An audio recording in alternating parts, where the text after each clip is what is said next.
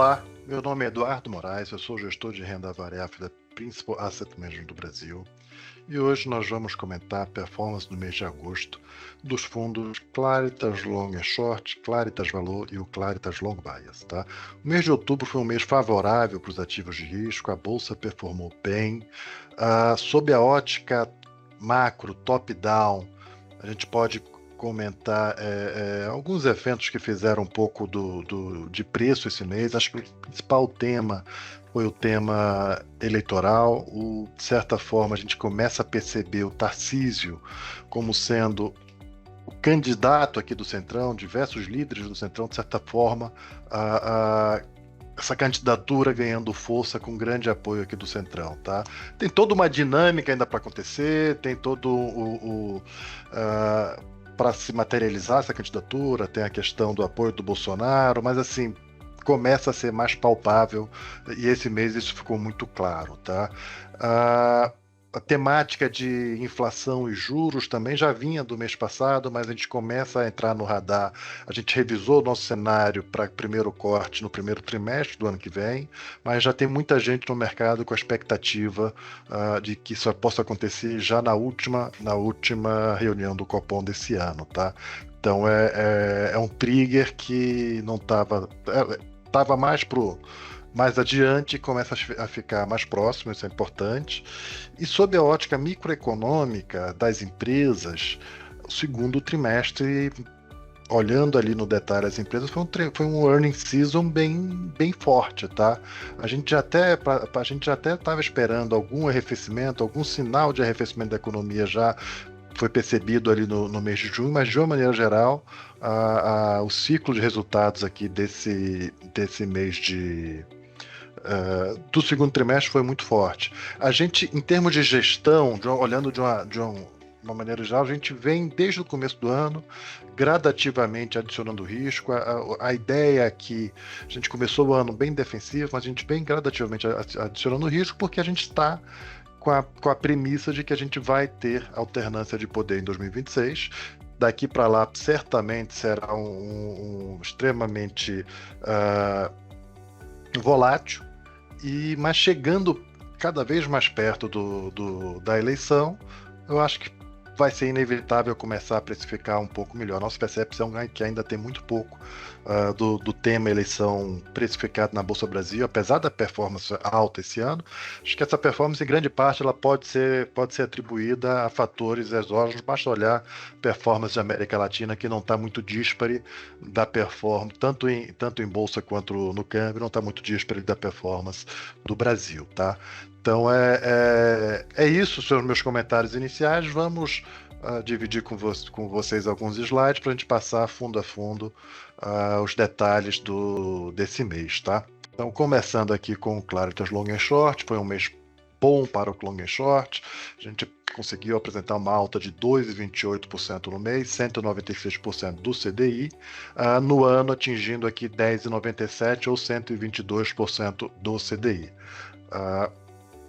Olhando aqui em termos de alocação de risco, a gente vem aqui tateando, aumentando, reduzindo um pouquinho, mas numa clara tendência de vir aumentando o risco ao longo do tempo, tá? Como eu vinha mencionando, em julho a gente deu um passo atrás na alocação de riscos, indo para agosto a gente já volta a colocar um pouquinho mais de risco, tá? Em termos de exposição bruta ajustada, 52,6, uma exposição líquida aqui na casa de 10,90, 13,80 quando a gente faz o ajuste por beta. Principais destaques do mês, tá? Pares, Vitro contra Anima, Cirela contra Iven, destaques negativos, Localiza contra JSL e Equatorial contra a Engie, tá? A ação Long contra o índice foi bem positiva, o principal contribuidor aqui no mês. Redditor, Vibra, SLC negativo e Petrobras negativo.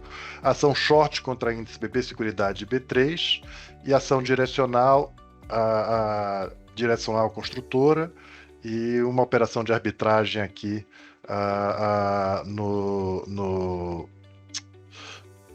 com ações da Minerva, tá? Gente, desculpa aqui, mas isso aqui está invertido. Isso aqui são os destaques do ano e aqui são os destaques do mês. Tá? Tava bem achando estranho mesmo. Mas vamos lá, aqui no mês, os principais destaques: Direcional e Cirela, ação long contra o índice, Redditor, Vibra, tá? E ação short, Ambev e BB Seguridade são os principais destaques do mês de agosto. Aqui só abrindo o resultado, isso é um slide novo que eu pedi para colocar na apresentação. Abrindo o resultado de acordo com cada estratégia, tá? Nos últimos anos e mês a mês, e aqui também o risco colocado em cada uma das estratégias e a utilização aqui do nosso orçamento de risco. Quando a gente vem aqui para o Claritas Valor, a bolsa subiu 6,23, a gente conseguiu gerar aqui um alfa esse mês, subimos 7,81. No ano, estamos aqui com 25,96 contra 17,30 do IBX. Principais destaques no mês: Redditor, Itaú, Direcional, Vibra, Smartfit, Sabesp, BTG. Destaques negativos: Petrobras, PetroRio e Intelbras. Tá? Quando a gente olha aqui no ano, finanças e bancos é o principal destaque, seguido, de certa forma, eu diria aqui pelas utilities, tá? Que seria elétricas disco integradas, elétrico geração e transmissão e saneamento. Então isso aqui são uma contribuição importante. A gente tem aqui subsetores, mas elétricas, home-likes de uma maneira geral, com uma boa contribuição. Construção, também uma contribuição bem relevante. Aqui, gente, em grande parte, é a posição de Direcional, mas aí mais recentemente, nos últimos meses, a posição de Cirela começou também a agregar uma performance interessante. Varejo, Healthcare, Real Estate and Malls, e assim sucessivamente. Nossos destaques negativos são os nossos zagueiros aqui, algumas posições em commodities, tá? São papéis que compõem o nosso portfólio, compõem o nosso risco-retorno, e nesse cenário um pouco mais positivo ficaram um pouco para trás. Tá? Então Petrobras e Suzano, os principais contribuidores aqui. Agora vamos lá, no mês passado a gente tinha feito uma leve redução de risco, e esse mês a gente volta a reduzir risco, reduzindo aqui exportadoras, aumentando valor e aumentando crescimento, tá? Então, uma redução aqui em Petrobras, a gente fez essa redução logo antes do resultado, então a gente conseguiu, o resultado não foi percebido como um resultado bom, tá? Principalmente pelo CAPEX, que veio um pouco acima do que era esperado. Então isso o mercado não gostou, tá? A ação performou mal após a divulgação do CAPEX, mas eu lembro que o mês de julho, gente, você teve um dado de produção muito forte. Tá? Isso é muito, muito importante para de-risk um pouco o case de investimentos, porque quando a gente faz nosso modelo de Petrobras, eu estou vendo ali uma curva de produção que está bastante acima do guidance da empresa. Então isso gera algum desconforto, a gente confia no nosso modelo e a gente começa a perceber exatamente que a empresa fez um guidance para baixo, tá? Então hoje no call a empresa já fala claramente de ficar no topo de cima do guidance. Reforça um pouco a nossa convicção aqui na nossa curva de produção, que é algo bem relevante aqui na modelagem da empresa. Aumentamos marginalmente Equatorial e marginalmente Bradesco, mas aumentamos de uma forma mais substancial a Vibra. Tá? A Vibra é um tema que eu conversei com vocês nesse nosso call mensal, acho que há 2 meses atrás. E qual que era a tese? A gente está ficando mais construtivo com a história estrutural da empresa. O ambiente da distribuição de combustível é um ambiente que tem muita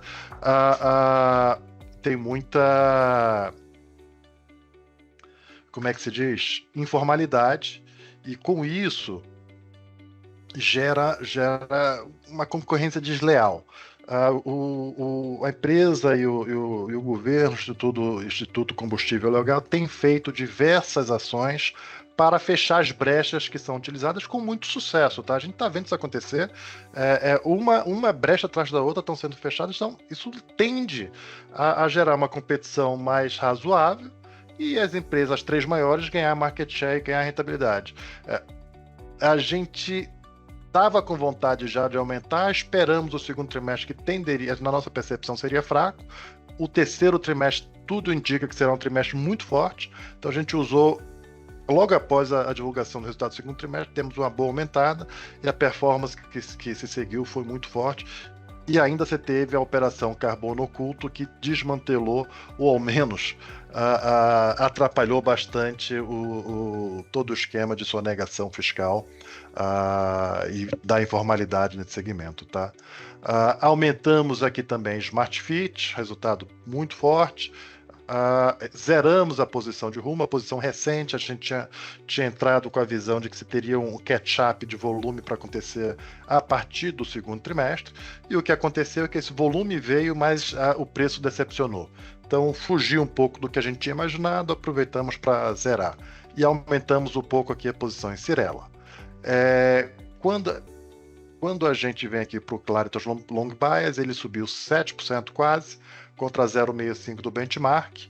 Aqui a carteira que deriva da posição do valor, um gross exposure vindo de pares, tá? E a proteção aqui via put de Ibovespa.